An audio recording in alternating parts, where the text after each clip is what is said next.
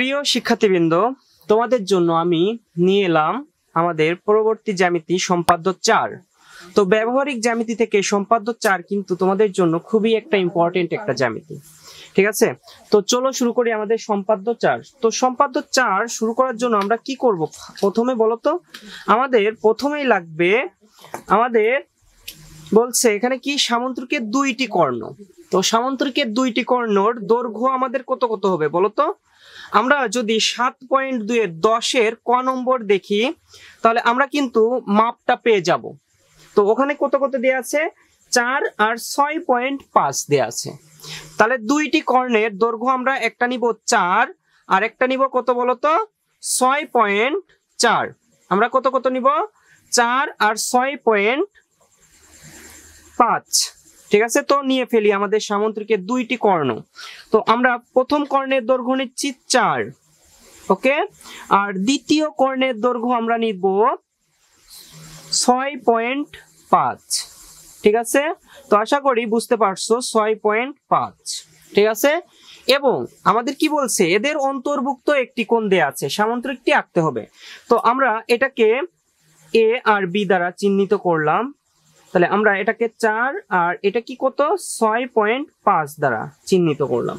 ঠিক আছে, তো আমাদের কি বলছে যে এদের অন্তর্ভুক্ত একটি কোণ। তো এদের অন্তর্ভুক্ত একটি কোণ কত বলতো?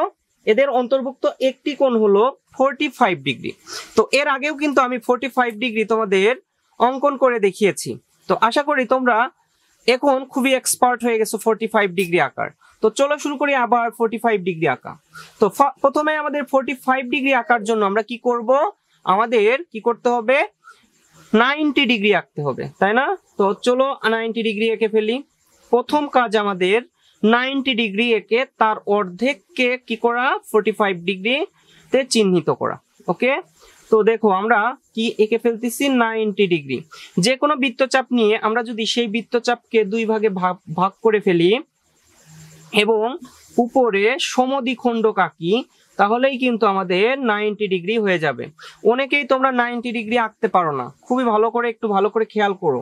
তোমাদের এই ভিডিওটাই যদি প্রথম হয়ে থাকে তাহলে অবশ্যই চ্যানেলটাকে সাবস্ক্রাইব করে রাখো। কারণ কি বলতো, নতুন ভিডিওগুলো পাওয়ার জন্য আমি কিন্তু প্রত্যেক দিন নতুন ভিডিও তোমাদের কাছে নিয়ে আসি। ঠিক আছে, তো তোমাদের জন্যই কিন্তু এই চ্যানেলটি আমি ক্রিয়েট করেছি। তো তোমরা অবশ্যই সাবস্ক্রাইব করে দিও চ্যানেলটাকে। দেন আমরা কত ডিগ্রি এঁকে ফেললাম? 90 ডিগ্রি আঁকলাম। এখন এর সমদ্বিখণ্ডক মানেই আমাদের 45 ডিগ্রি। ঠিক আছে, এর অর্ধেক। ঠিক আছে, দেখছো কিভাবে আঁকতেছি? আশা করি তোমরা বুঝতে পারতেছো। ঠিক আছে, তো এইটাকেই বলা হচ্ছে আমাদের কত ডিগ্রি? 45 ডিগ্রি। তো 45 ডিগ্রি আমরা কিন্তু এঁকে ফেললাম। ওকে, 45 ডিগ্রি আমরা কিন্তু এঁকে ফেললাম। ঠিক আছে, তো এইটাকে আমরা এক্স কোণ রূপে কি করলাম? চিহ্নিত করলাম। আর এটা কত ডিগ্রি? 45 ডিগ্রি। ঠিক আছে, এক্স কোণটা কত ডিগ্রি? 45 ডিগ্রি। তো এরপর আমাদের কাজ কি বলছে? যে কোনো রশ্মি এ ই থেকে আমরা যে কোনো একটি রশ্মি এ ই থেকে আমরা যে কোনো একটি রশ্মি এ ই থেকে যে কোনো একটি রশ্মি এ ই থেকে প্রথম লাইন একটু মুখস্থ করে ফেলো। যে কোনো রশ্মি এ ই থেকে আমরা এ ই থেকে এ আর ই থেকে, ঠিক আছে, যে কোনো রশ্মি এ ই থেকে এ এর সমান করে আমরা এ এর সমান করে এই যে আমাদের এটা আছে এ এর সমান করে আমরা কি করব? আমরা এসি রেখাংশ কেটে নিই। আমরা এসি রেখাংশ কেটে নিব। আমরা কি করব? এসি রেখাংশ কেটে নিব। আমরা কি করলাম? এসি রেখাংশ কেটে নিলাম। ঠিক আছে, এসি রেখাংশ কেটে নিলাম। এসি এর মধ্যবিন্দু ও নির্ণয় করি। তাহলে আমরা এটা কিন্তু এ এর সমান করে কেটে নিছি, এ এর সমান করে এসি অংশ কেটে নিছি। এখন এসি এর মধ্যবিন্দু আমাদের ও নির্ণয় করি। তো মধ্যবিন্দু নির্ণয় করার জন্য আমরা যে কোনো মাপের এই পাশে একটা বৃত্তচাপ নিব, আবার এই পাশে আর একটা বৃত্তচাপ নিব। বুঝতে পারছো? তো দুই পাশে দুইটা বৃত্তচাপ নিলাম। আবার সি কে ধরে আমরা আবার কি করব? আবার এই পাশে একটা বৃত্তচাপ, এখানে একটা বৃত্তচাপ। তো এইটুকু কি ভালো করে বুঝতে পারছো? আমার কি লেখা কি ক্লিয়ার দেখা যাচ্ছে? তোমরা যদি চাও তাহলে আমি পেন্সিলের বদলে কিন্তু কলম দিয়ে দেখাইতে পারি। ঠিক আছে, তোমাদের কোনটাই সুবিধা হয় তোমরা অবশ্যই কমেন্টে জানিও, যে পেন্সিল দিয়ে এঁকে দেখাবো নাকি কলম ইউজ করব। ঠিক আছে, তো আমরা এর কি এসি এর মধ্যবিন্দু আমরা ও নির্ণয় করতেছি। দেখো এসি এর মধ্যবিন্দু ও নির্ণয় করে ফেললাম। ঠিক আছে, তো ও নির্ণয় করার ক্ষেত্রে একটু সাবধানতা অবলম্বন করতে হবে। ঠিক আছে, এসি এর মধ্যবিন্দু ও নির্ণয় করে ফেললাম। এই যে আমি যে দাগটা দিলাম এটাই কিন্তু আমাদের ও। ঠিক আছে, এইটাই কিন্তু আমাদের ও। ঠিক আছে, এখন কি বলছে, ও বিন্দুতে এক্স কোণের সমান করে এ ও পি আঁকি। তাহলে এক্স কোণ মানে 45 ডিগ্রি এর সমান করে আমরা কি আঁকবো, আমরা ও বিন্দুতে কোণ আঁকবো, তাই না? ও বিন্দুতে কোণ আঁকবো। ঠিক আছে, তো আমরা এক্স কোণের সমান নিচ্ছি, এক্স কোণ এর সমান করে এ ও পি আঁকবো। ঠিক আছে, এ ও পি। দেখো কিভাবে আঁকতেছি, একটু ভালো করে খেয়াল করে দেখো, খুব সুন্দর করে খেয়াল করবা। ঠিক আছে, খুব সুন্দর করে খেয়াল করতে হবে, বুঝতে পারছো? কারণ তোমার আর আমার চিত্র কিন্তু সেম হবে, যদি সেম না হয় তাহলে মনে করবা ভুল করছো। ঠিক আছে, এ ও পি আঁকি, ও পি এর বিপরীত রশ্মি ও কিউ অঙ্কন করি। তাহলে আমরা ও কিউ একসাথে করে দিব, কারণ আমাদের একবারে একটা টান দিলেই কিন্তু দুইটা হয়ে যাচ্ছে। ঠিক আছে, এইগুলো কাজ একটু সাবধানতার সাথে অবশ্যই করতে হবে, যাতে আমাদের ত্রুটি না হয়। ঠিক আছে, দেখো আমি কিন্তু খুব সুন্দর করে মাপ নিলাম। ঠিক আছে, এরপর কি বলছে, তাহলে এ ও আমরা ফার্স্ট আঁকছি পি, এবং ও কিউ কে আমরা কি ও কিউ আঁকছি। ঠিক আছে, ও কিউ। ঠিক আছে, আচ্ছা কিউটা মেবি একটু দেখা যাচ্ছে না, আমরা একটু কিউ উপরে আঁকি, লিখে দেই, আমরা কিউটা একটু উপরে লিখে দেই, এটা ক্লিন করে, তোমাদের বুঝতে অবশ্যই সুবিধা হবে। ঠিক আছে, তোমরা কি আমার ভিডিওগুলো দেখতেছো?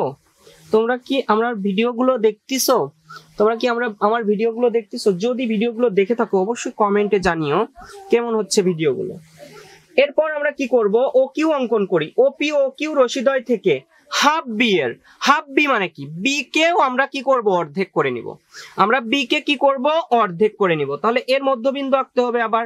তাহলে যে কোনো একটা কি করব, আমরা যে কোনো একটা বৃত্তচাপ নিব। ঠিক আছে, বৃত্তচাপ নিয়ে এর সমদ্বিখণ্ডক এঁকে ফেলবো, এর সমদ্বিখণ্ডক এঁকে ফেলবো। ঠিক আছে, এর সমদ্বিখণ্ডক এঁকে ফেলবো। ঠিক আছে, এর সমদ্বিখণ্ডক এঁকে ফেললাম। ঠিক আছে, মানে হাফ হাফ নিতে বলছে। আচ্ছা একটু ক্রিটিক্যাল হয়ে গেল, লেখার মধ্যে চলে গেছে, প্রবলেম নাই। ঠিক আছে, কে বুঝতে পারছো? আশা করি এইটুকু ক্লিয়ার। এখন হাফ বি এর সমান করে আমরা হাফ বি এর সমান করে আমরা কি করব, হাফ বি এর সমান করে। ঠিক আছে, হাফ বি এর সমান করে ওপি থেকে আমরা কি করব, ওপি ও ও কিউ রশ্মিদ্বয় থেকে হাফ বি এর সমান করে যথাক্রমে ও বি ও ওডি, আমরা ও বি আর ওডি, ও বি আর ওডি। ঠিক আছে, ও বি এটা হলো আমাদের ও বি, ও বি আর এটা হলো ডি, কিন্তু ও বি ও ওডি অংশ কেটে নিব। ঠিক আছে, এখন ও বি ও ডি অংশ কেটে নিই, তারপরে এ বি, ফার্স্টে আমরা এ বি যোগ করব। দেখো আমরা এ বি যোগ করতেছি, ফার্স্টে আমরা এ বি যোগ করব। ঠিক আছে,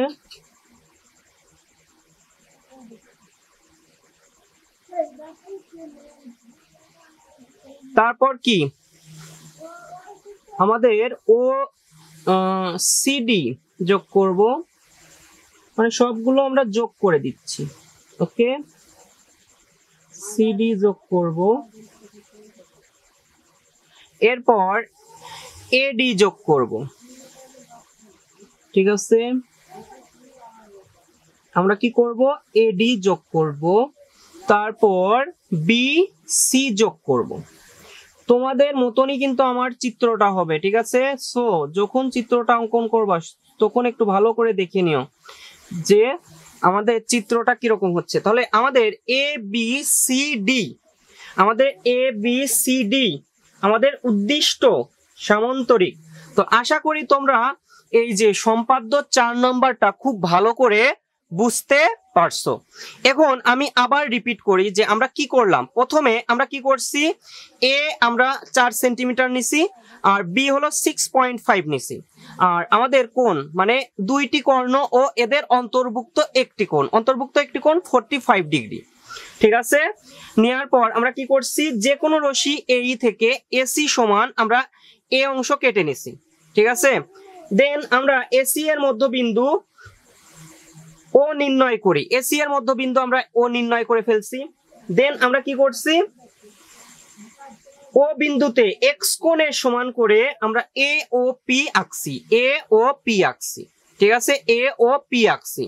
ঠিক আছে, এ ও পি আঁকার পর আমরা কি করছি, ওপি এর বিপরীত রশ্মি ও কিউ অঙ্কন করছি, ও কিউ অঙ্কন করছি।